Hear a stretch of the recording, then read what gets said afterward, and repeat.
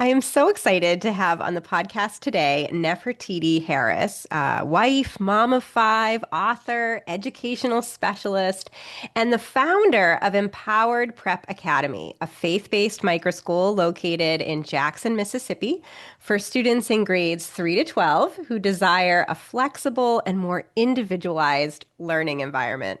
Nefertiti, welcome to the Liberated Podcast. Thank you for having me. I'm so excited to be here. So thank you so much. I'm so excited to have you here, especially to talk about the launch of your microschool because we met a couple of years ago in Jackson, Mississippi, at a dinner that was hosted by Embark Mississippi, which is a project of Empower Mississippi, a state-based think tank in the state of Mississippi that sort of works to encourage entrepreneurship and innovation in all kinds of ways. And it was wonderful to meet you at that time when you were really in kind of idea stage for this microschool. You had been running a summer camp, you had been homeschooling your kids. There was all sort of ideas around education innovation kind of happening for you. But even then, you had your sights set on at some point opening a microschool in Jackson. And now here you are, ready to open your doors this fall Right. with kind of your vision becoming a reality. And so, congratulations first on that Thank you. journey. I think that my listeners and viewers could really benefit from hearing how you've gone about that, especially how you took a summer camp program and eventually have been able to evolve that into a full-fledged micro school. So we'll talk about that. But let's start, if we could, Nefertiti, just sort of how did you begin this journey? What drew you to education, to unconventional educational models like micro schools? Mhm. Maybe what drew you to the summer camp model initially? Tell us a little bit about the origin story for you. Sure, of course. So I feel like I was born an educator. And I know that sounds weird, but that's all I've ever wanted to do is be a teacher. And so when I was growing up, I had this big green chalkboard that was probably bigger than I was, and I would drag it around the home and I would play school. And my siblings were my students, and my neighbors, they'd come over, and I was always the teacher, and I'd come up with all these elaborate plans. And I had a cousin that would take us on field trips, and we'd go to the local park, we'd go fishing. And so I knew from very young that I wanted to teach. What I didn't know is all the other things that would come along in my educational journey. And so I did. I stayed on that track. I went to college. I graduated with my education degree. I stayed and got my master's in education. And I taught right out of school, taught elementary, second and third grade. And that was in Um, a public school, it Nefertiti? was in a public school in Virginia. Yep. And I will say along the way, I always kind of felt on the inside that, hmm, there's something not right about the way we do things. And I always kind of felt almost, if you would say, I don't want to say caged in, but I felt like we should have more space to do things and more freedom to do things, and in the education realm and in life in general, honestly.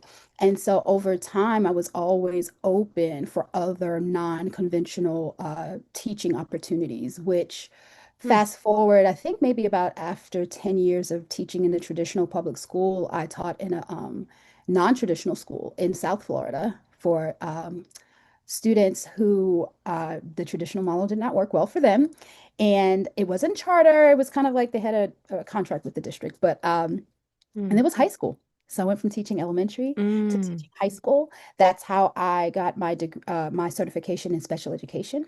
Mm. And then so I was kind of aware of different models along the way. And fast forward, moved to North Florida, ended up being a reading interventionist and worked with a lot of students that had dyslexia. Was trained in the program of an Orton Gillingham based program that's geared for students with dyslexia. Mhm. Our superintendent was dyslexic, so he made sure we were all trained. Mm. Fast forward, I ended up being a reading specialist where I was training other teachers. And so just along the journey, I was just picking up little tidbits, little tidbits. And then lo and behold, I'd have two kids that have dyslexia. prior to the training, I didn't know much about dyslexia. And so it's just amazing how my path has prepared me for where I am now. And so when my daughter, we homeschooled right before COVID. So when COVID hit, we were already homeschooling. And at my church, a lot of families were homeschooling. We had that opportunity. We were moving from Florida to Mississippi, and the doors just, kind of opened. So we decided to homeschool for a bit. And when my daughter just 2 years ago went back to public school, um, I watched her drown. I Mm, mean, drowning. And I don't knock public school because I am a public school product mm. and I taught in the public schools, but it's just not always the model that fits every kid.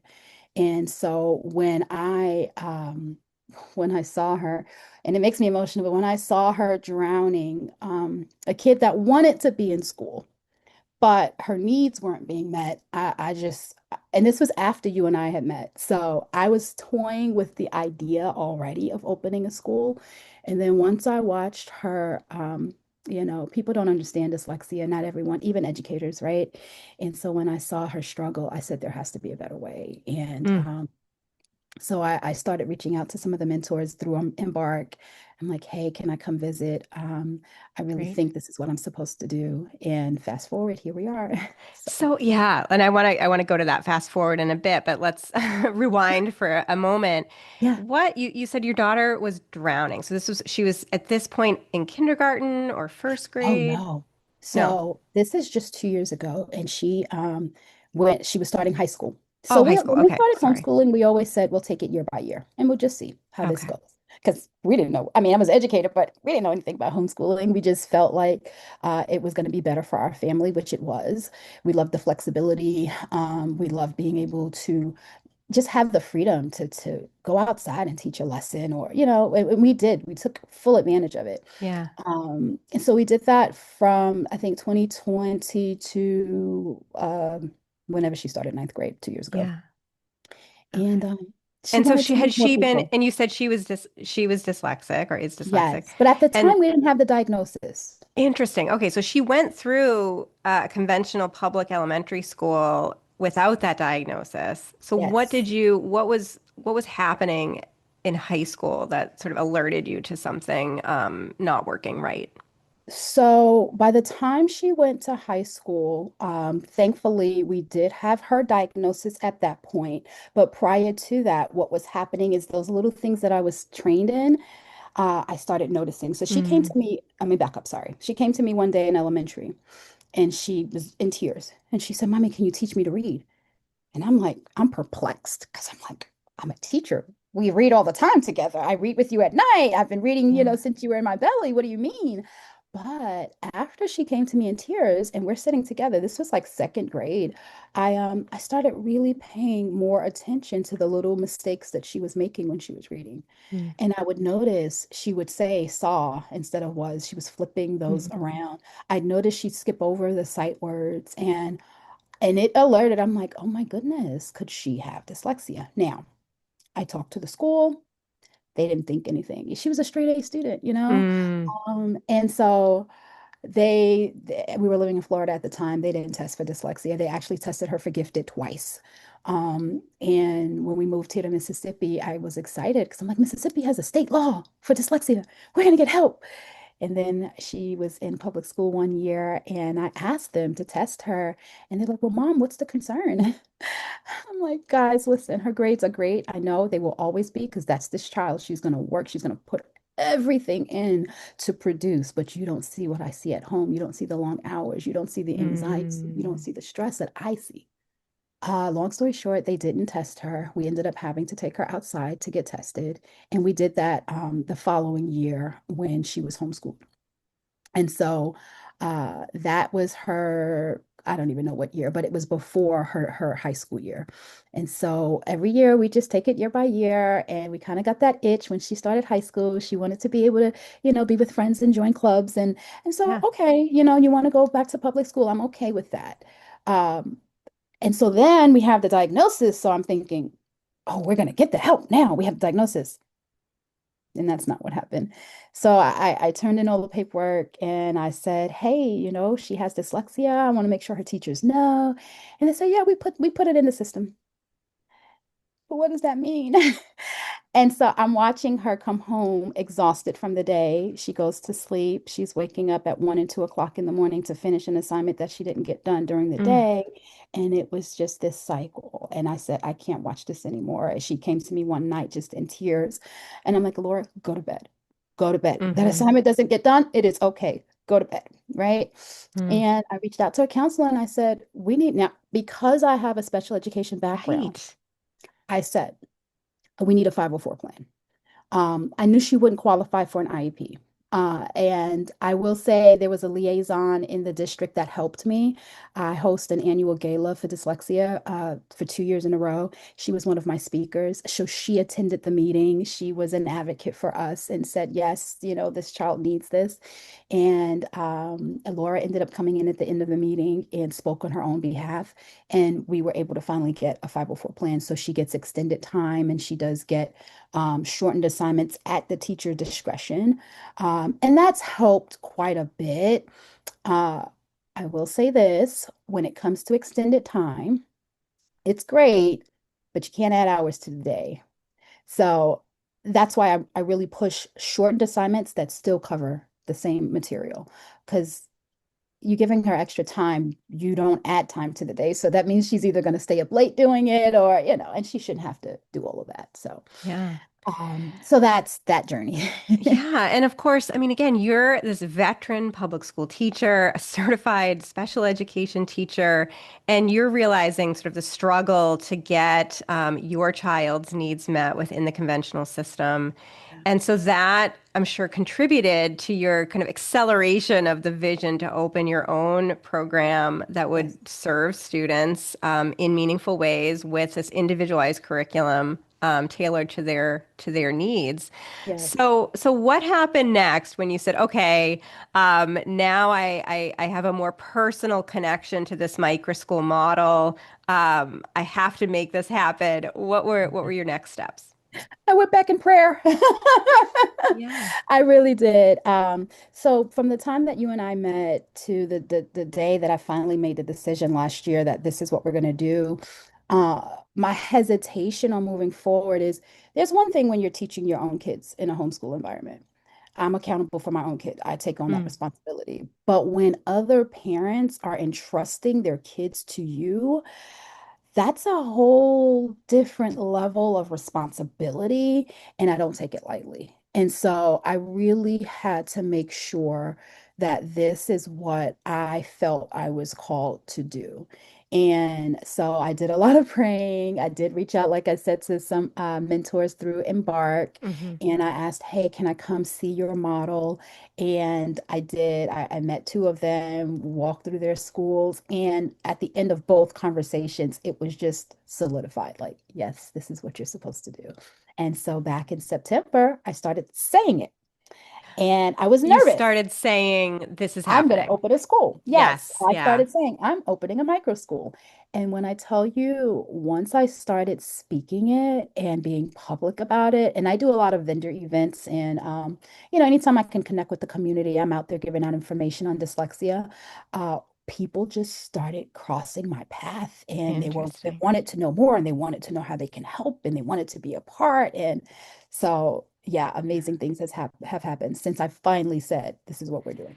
Yeah, I love that. Just the articulation of your intent, right? That I'm opening a school, this is what's going to happen, and then seeing where that leads. And so from you saying it out loud last fall to now getting ready to launch, what have been some of those steps? I know you've participated in the Chi, or you are participating in the Chi Pod Catalyst program, which is a microschool accelerator program that provides some of that sort of operational support and community for new founders.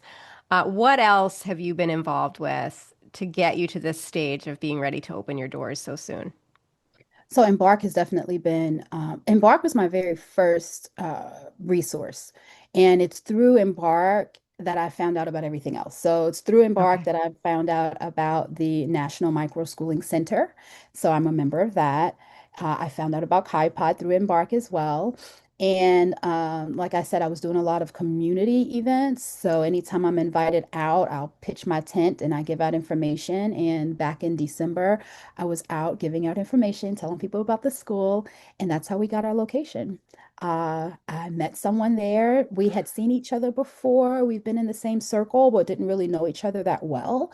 And she came over, and she said, "Hey, if you need anything," she said, "just let me know." And I said, "Well, I'm opening a school and I'm looking Yeah. for a location." I didn't know anything about their location. I think I'd been there once, but didn't realize how massive it was and how much space they have.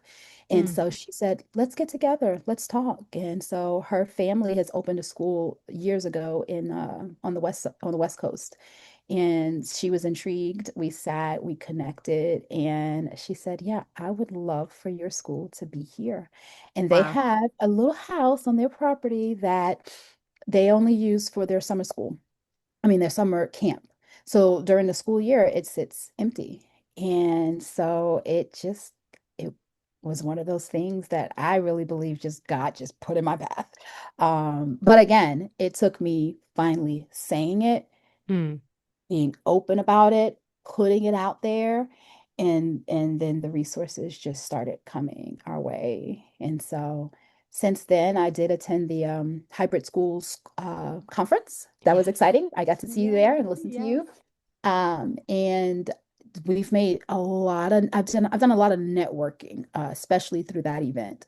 And it felt so good to be around people that were like-minded and that get me and understand like my thinking. And it's like that iron sharpens iron kind of mentality. Yeah. Yeah. And Mhm. again, that importance of letting people know your vision for opening a school, because then opportunities may come that you don't Yes. know exist when people hear that this is something that you're going to do.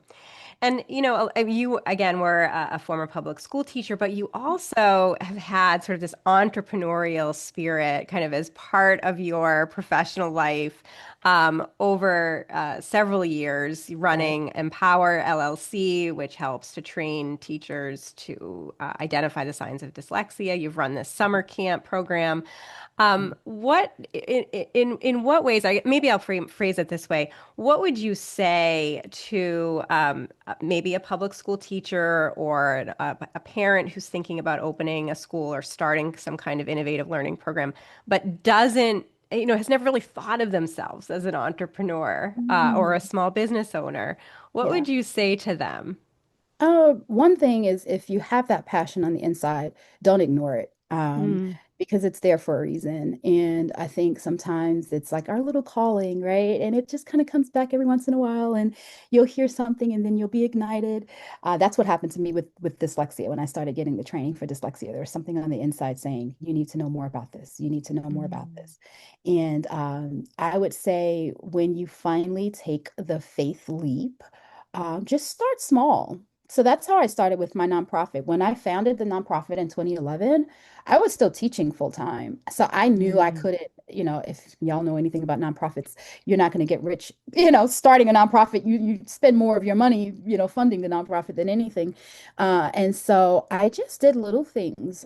We would adopt a school and we'd donate books and we do things in our community. And, fast forward, it just slowly grew. And I Empower LLC started. I had a parent who was a friend reached out to me and she needed help with her son. And I just listening to how she described the struggles he was having in school. This was during COVID. I said, "Hey, I think I might have a program that can help him." And so after we got off the phone, I said, "Well, if I'm gonna work with this kid, I guess I need to form a business around yeah, this." right. That And you're providing something of value yeah, and and so create a that's how business. that Yeah. started.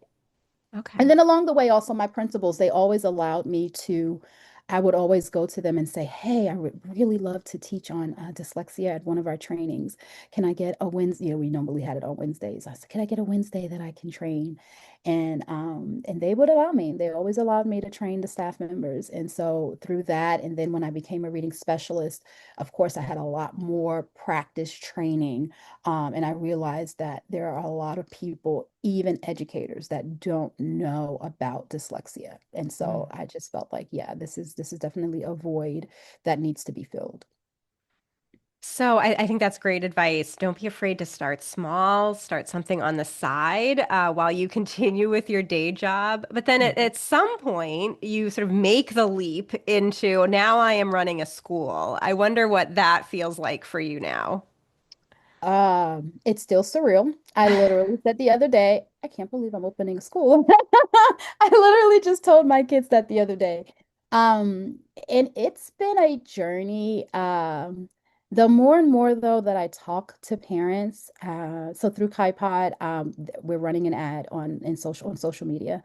And so I'm getting a lot of leads and I speak to a lot of parents. The more and more I hear their struggles and the struggles that their kids have had. Any day that I'm nervous, because the nervousness has not gone away, any day that I'm nervous about opening the school, those stories, they propel me. Like they solidify the fact that Nefertiti, what you're doing is needed. And so anytime that this is a lot, I'm not going to even say that this is not a lot. This is a Yeah. lot. It is a lot to take on. Um, but it just pushes me to say that it's bigger than just me. There are families that are waiting and needing what we're about to embark on. So that pushes me. And what are some of those stories you're hearing? What is attracting families to your Oh, micro school? a major part of it is the dyslexia. They're not getting the support in schools, unfortunately. A lot of the school districts still don't test for dyslexia, so a lot of parents are having to get their kids tested outside, which is costly. I have some that suspect dyslexia, but again, they don't have maybe the means to get the testing done themselves. So that is the beautiful thing about our school. With Empowered Prep Academy, they don't have to have a diagnosis to get the supports that they need. And so that I feel has been a barrier throughout school, in my experience. I have a friend and her child, I'm not going to name the district, but her child was 1 point away from the cutoff, so they wouldn't test him, but showed the signs, had everything else that said dyslexia, dyslexia, but he was 1 point away. Now I get it. Mm. It's a funding issue. It's whatever else. I get it. And you have to have a Mhm. cutoff at some point, I guess. But for us, if a parent can say, hey, he does this, he does that, and that checks off the characteristics of dyslexia, we're going to go ahead and use the program that we use to give them the instruction that they need. If Right. they need a brain break during the day because their brain is tired, they're going to get a brain break. They don't have to qualify for a brain break. They're tired. Give them a brain break, you know? And so honestly, my heart says it shouldn't be this hard for the kids that need the accommodations to get the accommodations that they need. Right. Right. So I know you're opening your doors this fall. You already have students registered to be part Yeah. of your school, which is serving grades 3 to 12 at the moment, but you're holding open the possibility that down the road, maybe kindergarten to second grade. You said you've already been getting inquiries from Yes. preschool parents interested in this model, but you decided to start at third grade, which I think is again another characteristic of the microschooling approach that as founders, you can be flexible. You can decide the grade levels you want to serve and sort of focus on the population that you're most interested in and that you feel that you're most able to connect Yes. with and serve. So maybe tell us a little bit more about why those ages to start Yeah. with. So originally it was third through ninth. So I was thinking about my Mm, own child who I yeah, still homeschool and she's in eighth. And so I said, okay, well, we'll just stay in step with her and we'll add a year each year. yeah. But once I put it out there that we were going to open the school, I had some high schoolers already reach out. And so I said, well, okay, I'm going to do high school eventually Yeah. because I have to stay in step with her. So I said, let's just go ahead and we'll just open up to high school. Um, Now I have had some K2 as well that have asked, but I don't want to take on too much and not be able to give them that population, those kids, they need more individualized attention at that early age. And so until we're have at least gone through a year and we, have, the gears running pretty well. I'm not going to say I'm closed off to K2, but I just know that for now we'll start with third grade and then we'll see. I am Yeah. open to it. I know, especially intervention wise, it is better to get them younger. I do recognize that. So we will probably still offer tutoring and, Yeah. and the interventions that they will need. That's something I've been doing as well. But for right now, it will be third through 12th Yeah, grade. yeah, and I think that's a smart way to begin, right? Because the K to 2 age range requires more staffing and supervision, like you said, much more of that individualized attention. So yeah, get yourself going first, see how it Mhm. goes, and then decide whether or not to expand the age ranges. So what is the structure going to be like this fall? What are you offering to students and families? What is the curriculum that you'll be using? Tell us sort of the ins and outs. Yeah. Okay, so we have a flexible model. I've been asked several times, who's your target audience? And I had to go Mm, back and think about that. And I guess I kind of had two targets. One was homeschool families. So being a homeschool family, I know how much we appreciate flexibility. So I wanted to put a model in place that still gave families that flexibility, but maybe they still needed a little support. My daughter was going once a week to a program where she would get her art and music through their homeschool days program. And so I said, okay, well, maybe we can offer an academic support to families. So we have a 3-day model, a 4-day model, or a 5-day model. In my opinion, our 4-day is our full time. So Monday through Thursday, Friday being a flex day, mhm. and they will get all of their academics in Monday through Thursday and electives as well. Along the way, my other target audience is those who um, their families maybe would not. This is part of our nonprofit's mission, is to expose kids that uh, to things that they would not ordinarily get because of circumstances that they were born into, if that makes sense. Not because of anything that they did, but just circumstances of life. And so I want to hit that population. I've always worked with the inner city youth. And so I do want them to have these opportunities, not just the families that can afford it, but I want those kids also that would not be able to afford it. I want them to be able to be a part of this. And so, with that in mind, the question was raised, well, what are you going to do about the parent that has to work 5 days and they need their kid in school 5 days? Yeah. And so I said, okay, we'll offer a fifth day, and that Friday will be our enrichment day. So for the kids that only do the 4 day, they're missing the enrichment, but they're not missing any of their academics or anything like that. And it's a flex day. If their parents choose to send them on that day, they can. They already have a dance teacher. She's going to teach. I'm already reaching out to a local theater to have their education department come on that day. I'm looking for someone to help us out with sports. I've two people I've talked to already. And so that's going to be our Fridays.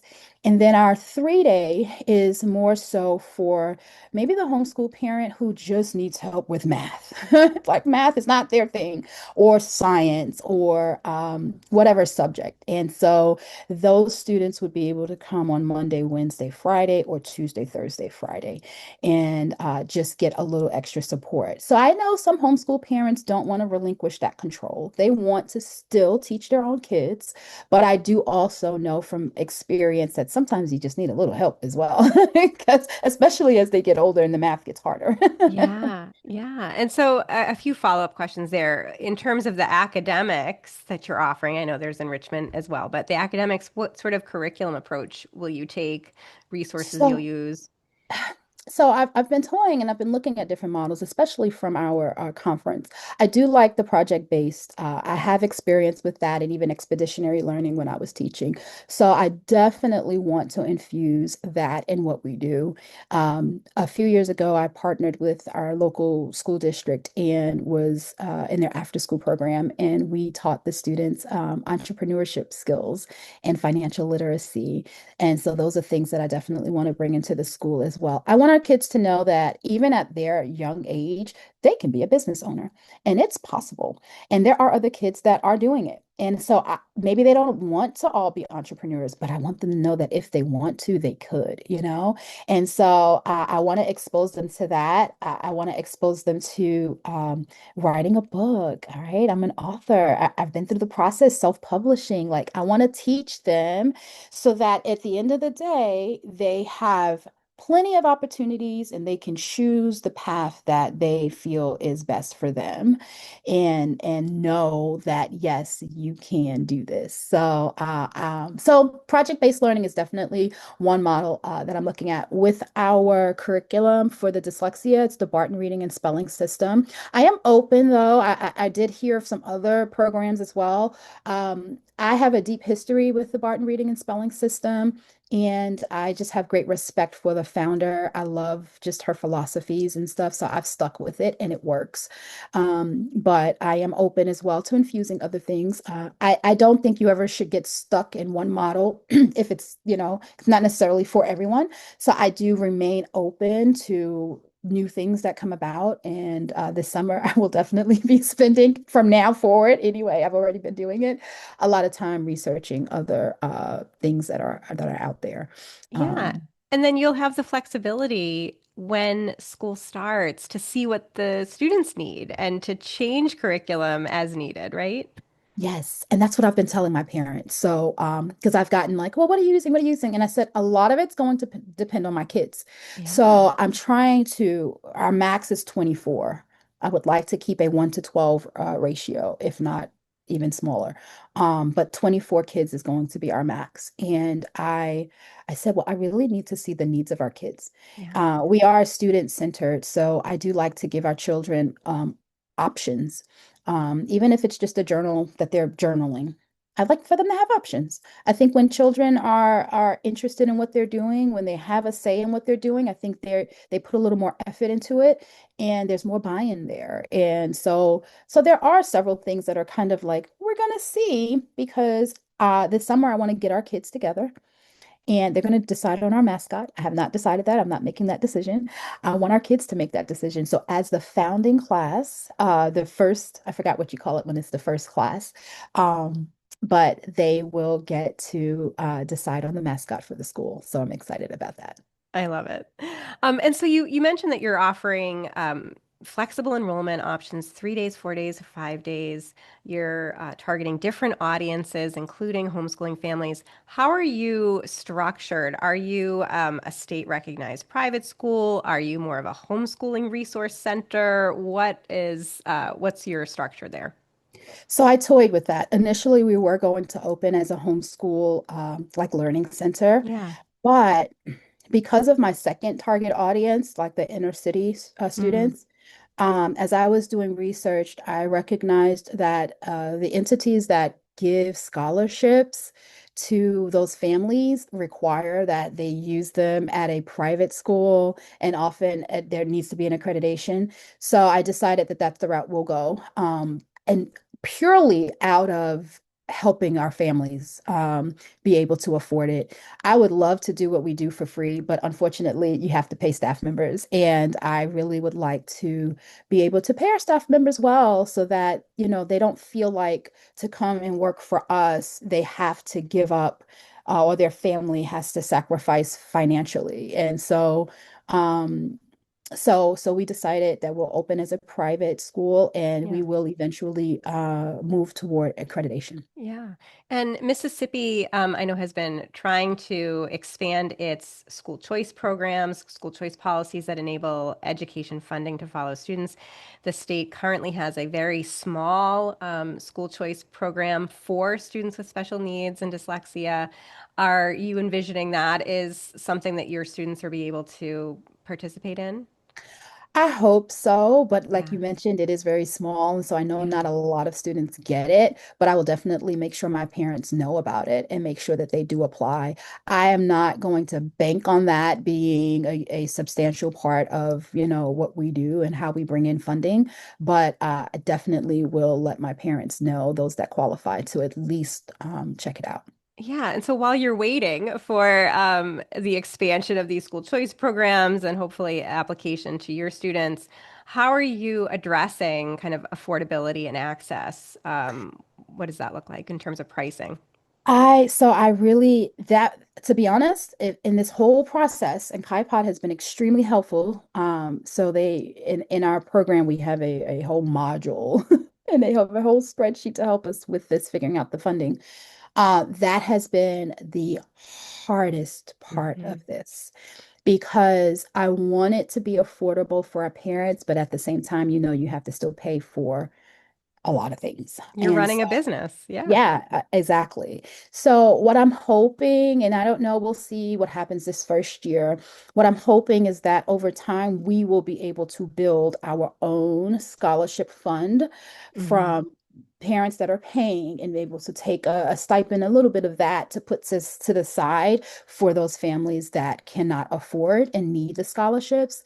The other thing, because we are nonprofit, I have hit the ground running applying for grants and, to again fund that scholarship fund. I don't have anything in place just yet. And then, of course, I've talked to my husband. I'm like, hey, maybe we can offer at least Yeah. just from our own home a scholarship. And so we did put a scholarship in place with our gala a few years ago in honor of our son and so who passed away. And so we have a memorial scholarship for him. And so we'll probably end up using that and be able to offer it to a kid at the school as well. Mm. So, as we begin to wrap up Nefertiti, and in the interest of saying things out loud because it helps them to come true, sort of manifest what it is you want, what is your outlook, say 5 to 10 years from now, for Empowered Prep Academy? Where do you see yourself? The first thing when you said that I heard was well-oiled machine. Yeah. We will have many years under our belt. And I literally, as you said that, just saw the grounds. We're going to have a garden. We're going to have these little leaders that are running the classroom, honestly. So Hmm. I've always done that in my school, in my class. I'll start off like our morning meetings. I start off modeling for them. And then they just take off and they can run the class without the teacher. I mean, the teacher is just guiding. But I want these kids, I see them being little leaders. I see them starting clubs. Yes, even at our micro school, they're going to have their own little clubs. Hmm. And I see tremendous growth. I see a community of kids that are excited about going to school. Not, oh, we have to get up and go. No, but they want to be there. Yes. Now, I might, this might be lofty, but I think it's possible. I think when you create an environment where kids feel safe, they are nurtured, there's a positivity, that's our motto is positive discipline techniques and making people feel good and respecting one another, not just the kids respecting the teacher, but we all respect each other. And so I think kids really grow in environments like that. And so yeah, Yeah. I see lots of laughter. I see kids that are making tremendous growth. I see parents that are so grateful because yeah, without us, it would have been a different story. Mm. I see I that. see that too.